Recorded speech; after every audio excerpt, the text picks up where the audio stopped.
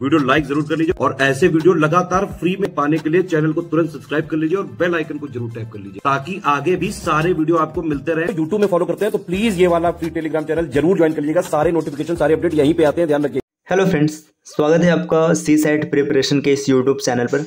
यह study for civil services by Gyan sir द्वारा संचालित एक फ्री इनिशिएटिव है। इस चैनल पर जुड़कर आप किसी भी प्रतियोगी परीक्षा के सीसैट की कंप्लीट तैयारी कर सकते हैं। आज की इस क्लास में हम लोग रीजनिंग के कुछ क्वेश्चंस को प्रैक्टिस करेंगे। ये प्रैक्टिस की हम लोगों की तीसरी क्लास है। इससे पहले हम लोगों ने 2 क्लास कर रखे हैं।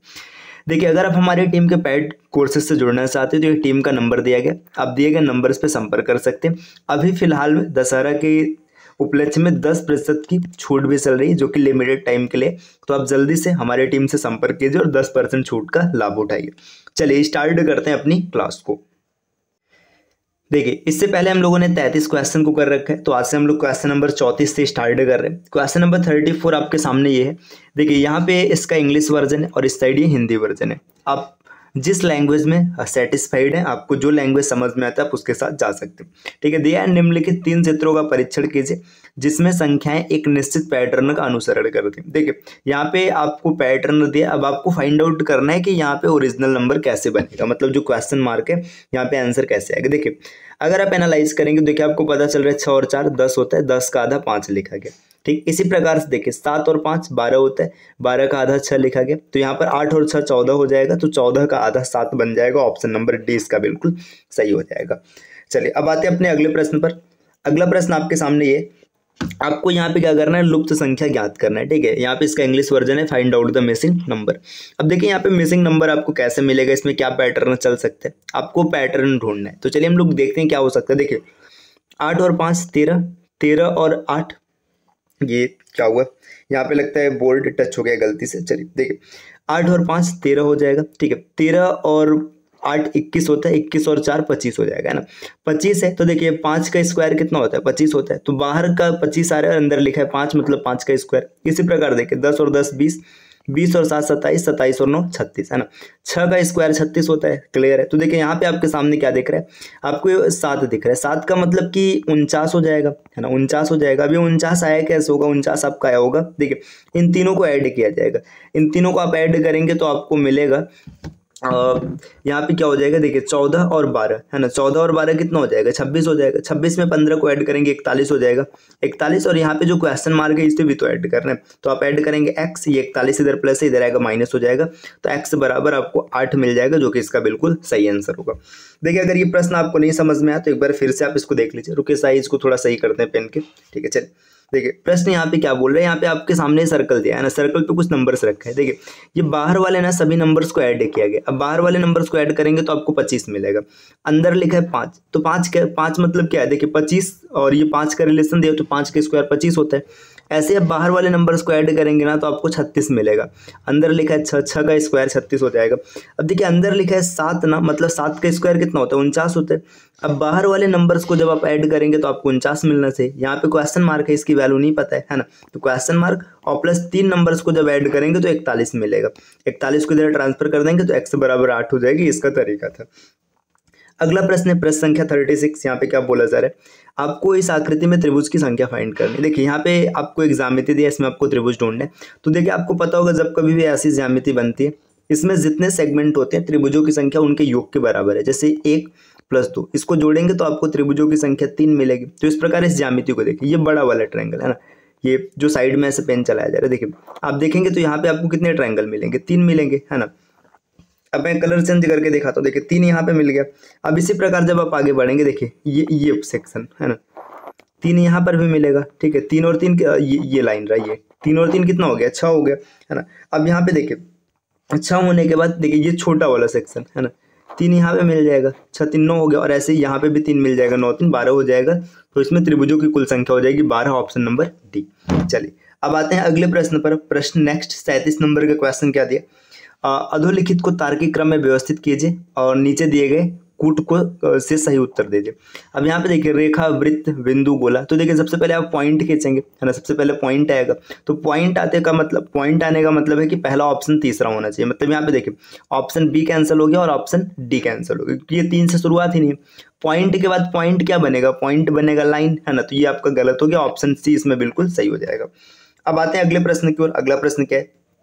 अगला प्रश्न यहाँ पे पूछा जा रहा है पाई चार्ट का वैकल्पिक चार्ट है, मतलब पाई चार्ट के विकल्प पे आप क्या बना सकते हैं? तो पाई चार्ट का विकल्प होता है स्टेप बार डायग्राम, मतलब सोपान दंड आरेख, ऑप्शन नंबर ए। ठीक, चलिए अगले प्रश्न पर बोला जा रहा है कि यदि एक बारंबारता बंटन में किसी वर्ग की निम्न सीमा और उच्च सीमा, ठीक है, निम्न है 10 और उच्च है 40, है ना, तो इसका मतलब मध्य बिंदु क्या हो जाएगा? 40 10 50 का था 25 हो जाएगा, ऑप्शन नंबर ए। अगला प्रश्न, प्रश्न संख्या 40 क्या बोला? चलिए अब बढ़ते हैं अगले प्रश्न की ओर। अगला प्रश्न आपके सामने क्या है? प्रश्न संख्या 40। यहाँ पर दिया गया ई की आयु एस की आयु की 2 गुनी, ठीक, उनकी आयु का अंतर ज्ञात करने के लिए निम्नलिखित में से कौन सी सूचना पर्याप्त है? देखिए यहाँ पे दिया जा रहा है ई और एस दो लोग हैं। देखिए ई की आयु 2 गुनी है एस के आयु की, ठीक, ये मान लेते हैं ई है और ये इधर एस है, ठीक, इतना दिया गया।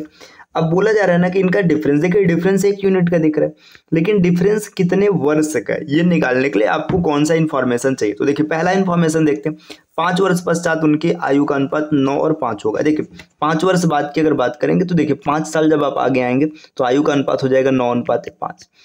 अब देखिए इसमें आप देखेंगे इनका डिफरेंस यहाँ पर 1 का है और यहाँ पर डिफरेंस है 4 का। तो पहले डिफरेंस को बराबर करेंगे, तो बराबर करने के लिए इसमें आप 4 से मल्टीप्लाई कराएंगे। जैसे ही आप 4 से मल्टीप्लाई कराएंगे तो आपका डिफरेंस कुछ ऐसा हो जाएगा, मैं इस साइड लिख रहा हूँ, देखिए 8 और यहाँ पे मिलेगा 4 और यहाँ पे 9 और 5। देखिए यहाँ पर भी 1 का डिफरेंस है, यहाँ पर भी 1 का डिफरेंस है, 1 बराबर दे रखा है 5, है ना, 1 बराबर दे रखा है 5 यूनिट, है ना। अब देखिए आपको यहाँ पे बता क्या रहा है कि इनके एज में 1 यूनिट का डिफरेंस है, तो यहाँ से आपको पता चल गया 1 यूनिट की वैल्यू हो गई 5, मतलब ऑप्शन 1 के साथ तो आप बता सकते हैं आराम से। अब दूसरे को भी चेक कर लेते हैं अलग से, मतलब इंडिविजुअल के आंसर आ रहा है कि नहीं आ रहा है। देखिए 10, देखिए अभी वर्तमान में 2 और 1 की बात है ना, 10 वर्ष पहले की अगर बात करेंगे, 10 वर्ष पहले की बात करेंगे, है ना, -10 अगर यहाँ पे रखेंगे तो आयु का अनुपात 3 और 1 था। देखिए यहाँ पे डिफरेंस 2 का है, यहाँ पे 1 का, डिफरेंस बराबर करने के लिए 2 से मल्टीप्लाई कराएंगे तो ये 4 हो जाएगा और ये 2 हो जाएगा, ठीक। अब देखिए 1 का देखिए यहाँ पे आप अगर ध्यान से देखेंगे तो 1 यूनिट का डिफरेंस है, 1 यूनिट का डिफरेंस है, 1 यूनिट की वैल्यू हो रही है 10, है ना। अब यहाँ पे देखिए इनका एज किस में पहुंच गया, 4 और 2 हो चुका है, तो 2 यूनिट की बात करेंगे 10, तो 1 यूनिट का हो जाएगा 5। तो जो इनका एज है ना, इनके एज में कितने वर्ष का अंतर है? 5 वर्ष का। तो ये आप ऑप्शन 1 से भी बता सकते हो, ऑप्शन 2 से भी बता सकते हैं, तो यहाँ पे आंसर हो जाएगा सी। चलिए अब बढ़ते हैं अगले प्रश्न की ओर। अगला प्रश्न क्या? प्रश्न संख्या 41 बोला जा रहा है, एक पिता की उम्र उसके पुत्र की उम्र की 9 गुनी है और माता की उम्र पुत्र की उम्र की 8 गुनी है। पिता और माता की उम्र का योगफल 51 है, तो पुत्र की उम्र क्या होगी? देखिए बड़ा आसान सा क्वेश्चन है, यहाँ पे फादर है, यहाँ पे सन है और यहाँ पे मदर है। बोला जा रहा है पिता और पुत्र के अनुपात, देखिए पिता की उम्र है 9 गुनी है पुत्र की, तो पुत्र का 1 मानते हैं और पिता का 9 मानते हैं, ठीक। बोला जा रहा है माता की उम्र पुत्र की उम्र की 8 गुनी, तो माता का 8 मान लेते हैं और पुत्र का 1 ही रहेगा। अब बोला जा रहा है पिता और माता की उम्र का योगफल 51 है। देखिए 9 और 8 कितना हो जाएगा? 17, 17 यूनिट की वैल्यू है 51, तो 1 यूनिट की वैल्यू कितनी हो जाएगी? 3 वर्ष, तो उनका जो बेटा हो जाएगा 3 वर्ष का होगा, ऑप्शन डी। अगला है अधोलिखित कूट संकेतों में से विकल्प द्वारा श्रृंखला को पूर्ण कीजिए। ये क्वेश्चन सीरीज कंप्लीशन का, इसका आंसर आप कमेंट कीजिएगा 42 नंबर क्वेश्चन का, और अगर नहीं बनेगा तो भी कमेंट कीजिएगा। चलिए आते हैं प्रश्न संख्या 43 पे। अगला 43 नंबर का क्वेश्चन, यदि बी कहता है कि उसकी माँ ए की माँ की एकमात्र पुत्री है तो ए बी से किस प्रकार संबंधित? देखिए बी क्या बोल रहा है कि जो बी की माँ है, ठीक है, ये बी है, बी की जो माँ है, ठीक है, यहाँ पे ये माँ हो जाएगी, ए की माँ की एकमात्र पुत्री है। देखिए जो ए है ना, ए के माँ की एकमात्र पुत्री है, ठीक, तो यहाँ पे मान लेते हैं ए हो गया, है ना, ए है। अब ए के माँ, ठीक है, अब ए की माँ हो जाएगी, ये ए की मतलब ये ए की माँ है ना, कि एकमात्र पुत्री है, मतलब ये ए क्या हो जाएगा? मेल हो जाएगा, ये इसका भाई हो जाएगा। तो यहाँ पे पूछा जा रहा है ए बी से किस प्रकार संबंधित, तो देख लीजिए इसके मम्मी का भाई है, तो मम्मी का भाई क्या होगा? मामा हो जाएगा, ऑप्शन ए। चलिए आते हैं अगले प्रश्न पर। प्रश्न संख्या 44 दिया है, एक निश्चित कूट में पैन को 31 लिखते हैं, पर को 35 लिखते हैं, तो पैड को क्या लिखा जाएगा? देखिए PAN, है ना, इसको 31 लिखा गया। देखिए 31 लिखा गया। अब यहाँ पे अगर और आगे बढ़ेंगे, देखिए PAR, इसको लिखा गया 35। आपसे बोला जा रहा है PAT क्या होगा? आप एक चीज ध्यान दीजिए ना, यहाँ पे PA इसमें भी है, PA इसमें भी है, PA इसमें भी है, डायरेक्ट डिफरेंस इसका निकाल लीजिए। देखिए N और R, अगर N की बात करेंगे तो N की प्लेस वैल्यू कितनी होती है? 14 होती है, R की प्लेस वैल्यू होती है 18। देखिए 14 से 18 4 बढ़ा है, यहाँ पर भी 4 यूनिट का अंतर है। तो अब देखिए इस तरीके से देखेंगे ना, देखिए n का 14 होता है, t का कितना होता है 20 होता है, 20 होता है। अगर आप इसको 20 पर ले जाएंगे तो 6 यूनिट का फर्क आएगा, तो 31 से 37 हो जाएगा। एक तरीका तो इसका ये रहा। बाकी इसका दूसरा तरीका क्या हो सकता है, आप सबकी प्लेस वैल्यू लिख करके चेक करिए। जैसे p के प्लेस वैल्यू की बात करेंगे तो 16 हो जाएगा, है ना। ओ के प्लेस वैल्यू की ए के प्लेस वैल्यू की बात करेंगे तो 1 हो जाएगा, और प्लस एन की बात करेंगे तो एन हो जाएगा 14। देखिए 16 और 14 30 और 1 31 हो जाएगा। इसी प्रकार आप और आगे चेक कर लेंगे तो आपको आंसर मिल जाएगा, लेकिन इसका सही आंसर 37 ही होगा, आप चाहे जिस तरीके से चेक करिएगा। चलिए सॉरी फ्रेंड्स, प्रश्न संख्या 45 क्या बोला जा रहा है, निम्नलिखित शब्दों में कौन सा क्रम सही है। देखिए यहाँ पे दिया है चबाना, पकाना, पकामा, है ना। पकामा ये तो भाई कोई वर्ड ही नहीं, गलत हो जाएगा, है ना। देखिए यहाँ पे दिया है चबाना, पकाना, पचाना, ठीक है। तो पहले चबाएंगे, पहले पकाएंगे, तब पचाएंगे। तो देखो एकदम सही इसका सेट हो, पहले पकाएंगे फिर चबाएंगे फिर पचाएंगे, ऑप्शन डी हो जाएगा। प्रश्न संख्या 46 क्या बोला जा रहा है, प्लस का अर्थ है गुणा और माइनस का अर्थ है भाग, गुणा का अर्थ है माइनस और भाग का अर्थ है प्लस। तो आपको एक क्वेश्चन सेट करना है, सहज सा क्वेश्चन, एकदम आसानी से आप कर लेंगे। देखिए 4 डिवीजन, डिवीजन का क्या मतलब है, डिवीजन का मतलब है, देखिए यहाँ पे लिखा है कहाँ गया, भाग का अर्थ है प्लस, तो प्लस कर लीजिएगा 8। यहाँ पे माइनस है, माइनस का क्या अर्थ है, माइनस का अर्थ है देखिए भाग, तो माइनस का अर्थ है भाग, तो भाग लगा दीजिएगा 2। फिर गुणा, गुणा का अर्थ क्या है, देखिए यहाँ पे दिया जा रहा है गुणा का अर्थ है गुणा का अर्थ है घटाना, तो घटाना 2 आ गया, है ना। फिर प्लस, प्लस का अर्थ क्या है गुणा, गुणा लगाएंगे और इसके बाद क्या दिया 4। अब इसको सॉल्व करना है। देखिए यहाँ पे सबसे पहले भाग को सॉल्व करेंगे तो ये आपको 4 हो जाएगा, ठीक है। तो 4 और 4 8 माइनस 4 दूना 8, 8 में से 8 गया 0, ऑप्शन नंबर बी इसका बिल्कुल सही हो जाएगा।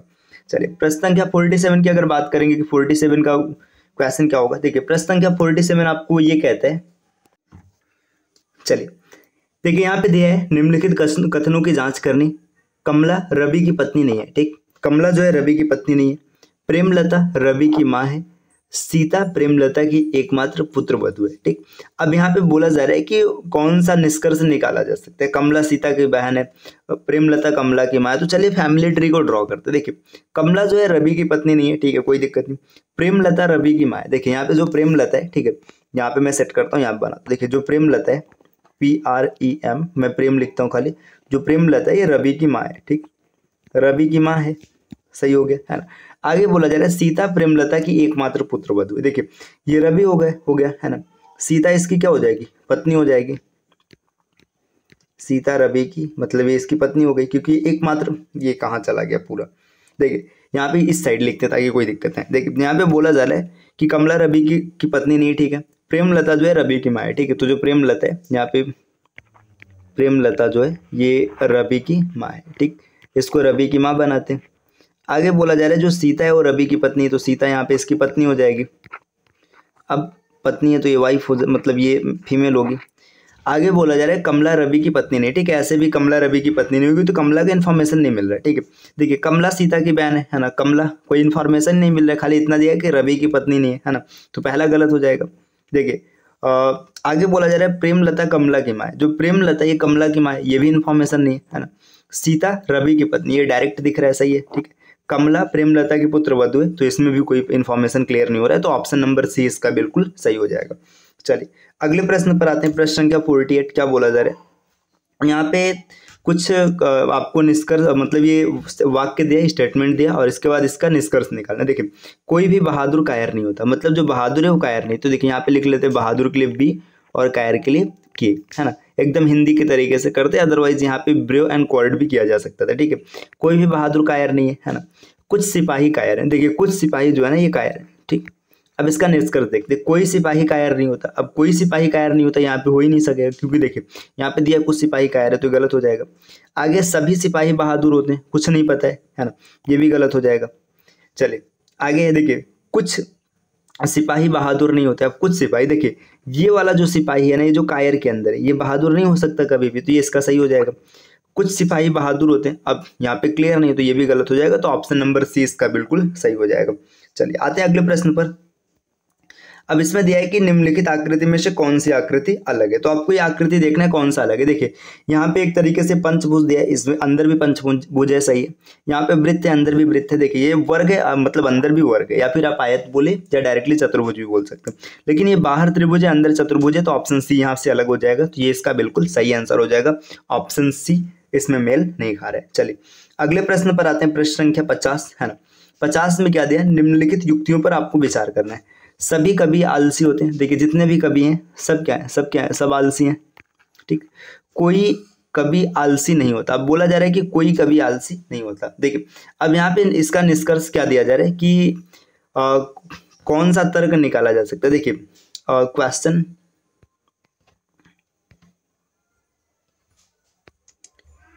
इसमें इसका स्टेटमेंट, ये देखिए क्वेश्चन में ना कुछ मिस्टेक है, इसका स्टेटमेंट ही नहीं है ना।